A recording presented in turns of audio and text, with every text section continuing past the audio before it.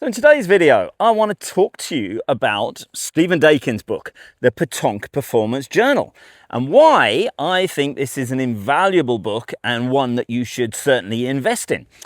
So the first thing is, it's not exactly a book. the clue in the title, it is a journal. Now, why is that so important?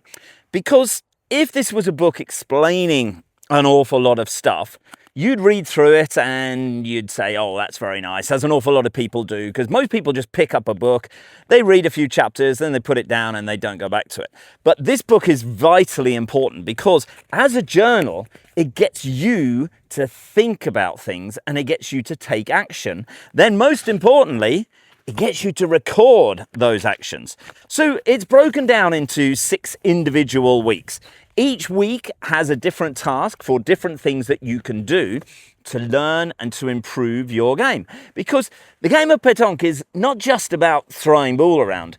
For a lot of people it is, but if you really want to improve your game, you have to learn to focus on what your body is feeling, what's happening, awareness, all sorts of different things.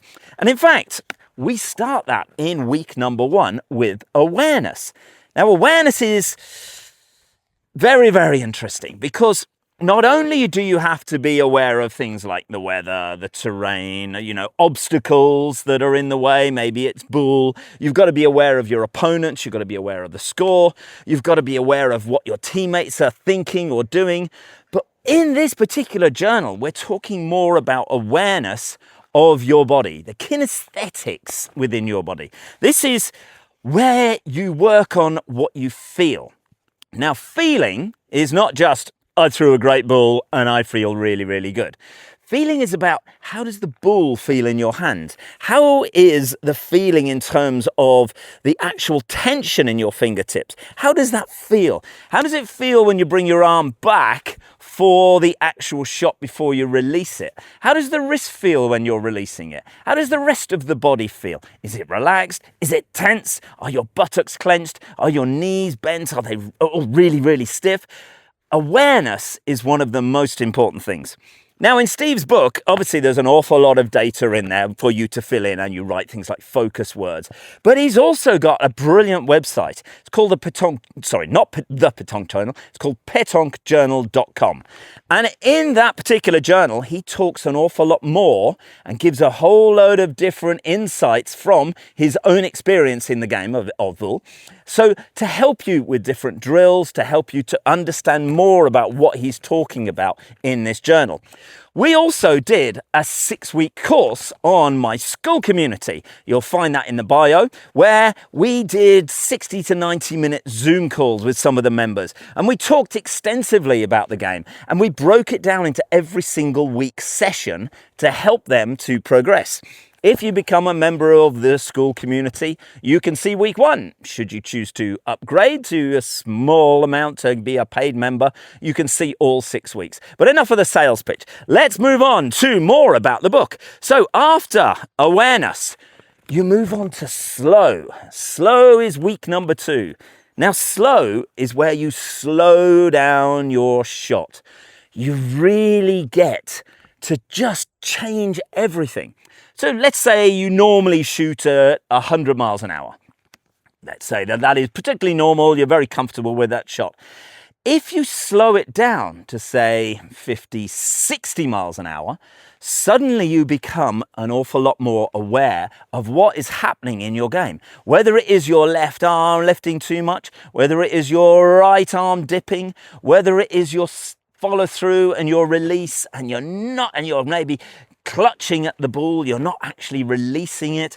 These are the things that work together. Because every single week, no matter what happens, you set up and you come up with a focus word. And you actually just think about that one focus word. Now, that could be loop, it could be relaxation, it could be breathe, it could be any number of things, whatever is important to you. It's your journal. Steve gives instructions as to what to think about, what to actually look at, and what to use as your focus word. Then you set up your shot, you execute your shot. Then you write down how that actually felt. What did it feel like? Not, oh, I felt brilliant because it was a great shot. No, how did it feel in every single aspect of my body? Now, if you can't come up with what it felt like, you need to do a little bit of work on that. And that's why you repeat it again and again. And that's why this is a 6-week process. So as soon as you have slowed everything down and are becoming a little bit more aware, then you can work on week number 3, which is the arc. So you rebuild the entire line from the setup to the execution and to the actual shot that's been played. Whether that's a point or whether you're shooting, whatever it is that you're working on in your game. Because the arc happens no matter what, whether you're throwing a lob and it's coming down a landing spot and going through, or whether you're executing a shot and you're shooting a ball to hit another ball. There is always an arc, and that way you get to focus on that arc, you get to work at it, you get to see it, you get to visualize it, and then you get to realize, okay, maybe I threw it a little bit higher with a little bit more of an arc, I might get a better result. And you do this by slowing everything down and being aware of everything. Then you transfer into week 4, which is play. Now, this is in practice games.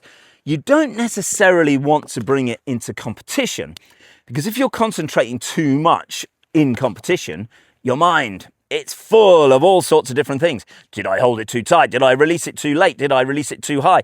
And you will actually not play very good ball if you're doing this practice in a competition. But if you're doing it in play and you're messing around against some friends, and you can enjoy this an awful lot more, because then you can take notes, which leads us on to another one, which is number 6. We'll come back to that in a moment. Week 5 is trust. You're putting all this work in. You're being very aware of where your body is. You're being very aware of your release. You're putting little deposits into the bank of petanque. So when you put these deposits in, you can then come back to them later and say, right, it's 12 all. I have to hit this ball. And that way you have the confidence and you have the trust, because you've put an awful lot of effort in, so you can make that withdrawal, and a lot of the time it will come off. Not saying every time, of course not, but it depends exactly what's happened. Once you're making these deposits in terms of purposeful practice, then you can feel a lot more confident in your own game, so you can go forward and then do an awful lot more confident shooting, confident pointing, confident lobs, whatever the situation will be. Week number 6 is review. Review of everything. Now, this can be done in 6 days. This can be done in 6 weeks. This can be done in 6 months. It all depends on you. It's your journal. You can write down all of these different things. There are wonderful things in each, basically, chapter where there are brilliant quotes. Here's one. What held up under pressure is the part worth keeping. Then you get things like, as I say, these review situations. Did I keep the score, or did the score keep me? What was the 3 best shots that I played? You review those shots and you write down from a totally dispassionate point of view, where you're not putting emotion into things. You're just looking at it in an analytical way, and you're saying, how did I play the shot? Did I achieve what I wanted? Did I hit the donné, the landing spot that I wanted to? Did I get what it felt like when I actually executed the shot? One little detail, and you write all these down. Once you've got that, you can write extra things. What was one thing worth learning? What was one moment of presence? Presence is very important. And what are you going to carry forward into the next particular thing? So, as I mentioned, petanquejournal.com, that's the website where you can get an awful lot more on this. In the school community, you'll find at the link in the biography, then you will find that you can join a community of 140 different players from around the world who've all come together, sharing knowledge, asking very important questions about the game, and putting things like video reviews. They send a video to me, I review it, I sell if I can help them out, if I can change one tiny aspect. Do videos like this, exclusive videos like this that you will not get on YouTube, and different videos that you can get in the members section of YouTube as well.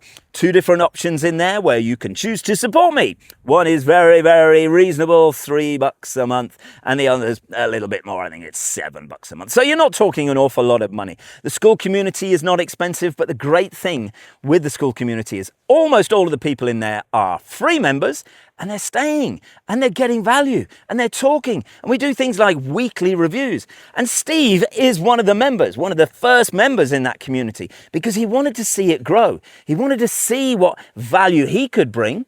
So these are really, really good things. And we're going to be doing an awful lot of more Zoom calls where we're discussing different strategies, different things for the next volumes, because this is his Practice with Purpose, volume number 1.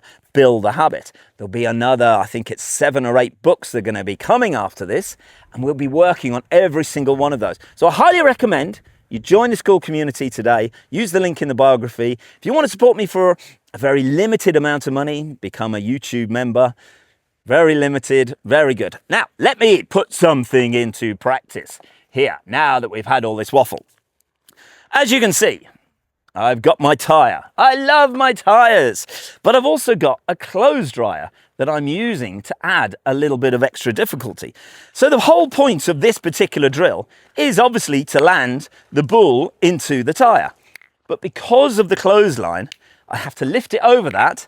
I'm doing this from about 7 or so meters because this is the distance I'm working on. This is about 7.5, 8 meters now. I've got to make sure that I'm working, I'm thinking of everything. I'm making sure I'm present. I'm feeling the ball in my hand. I'm bending my knees. I'm doing everything as if I was actually doing it in a game.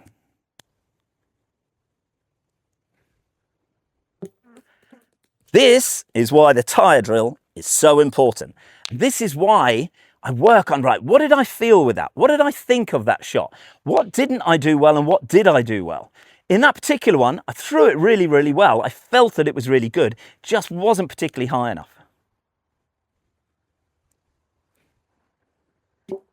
And that was perfect. Straight into the middle, no messing around. So I want to replicate that as much as possible.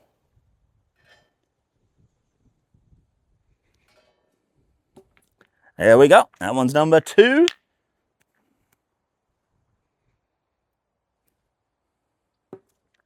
Off the back rim. What I do with this is, I'll tell you in a moment, it's important. Ho-ho, bounced it out again. And we finish on a high note. So what I do with this is, I do it in terms of repetitions of 6. This is what I call my version of 100 up. Just to explain 100 up, Emil Zatopek was a runner back in the last century. He was an Olympic champion, and when he was in the army, he couldn't do much running. So he would replicate it by doing this action with a load of clothing in a bath because he was in the army. And this replicated every single thing for his running particular style. So what I'll do with this is for every 6 ball that I throw, I will score the results and I will say, okay, I scored 3 out of 6 there, or 6 out of 6, or 5 out of 6. Make a little note in the journal, whatever it is, looking for my one focus word, my one feeling that I'm looking to find, and then I just practice and practice and practice. The whole point is to get 100 shots that have been done well, but to make a note of how many attempts it took me to get to that 100. Now, if I say do a score of 135, my goal the next session is to reduce that, to reduce it and reduce it and reduce it, because I've always got a target then. I'm always chasing something. It's a little goal for me to improve on. Maybe it means that I slow down a little bit. Maybe it means I take a bit more time. Maybe it means I adjust my release a little bit, whatever the case may be. This is my version of the 100 up. Give it a try. Come up with something that you like, whether it's a tyre drill, maybe it's hitting a particular donné when you've got the circle and you're looking to land within that area rather than an exact spot. Let me know in the comments what you think of this video, if you own Steve's book, what you think of it. I will put the link to Amazon so that you can go and buy it wherever you are. It is also being written in French as well, so that should you choose to, you can actually get it in French. His website is in English and French, and that's Petanque Journal once again. School community, Petanque Performance Academy. Join up, enjoy, join the community, have fun. An awful lot of things like this and an awful lot more to come. So If you like this video, you will love this one.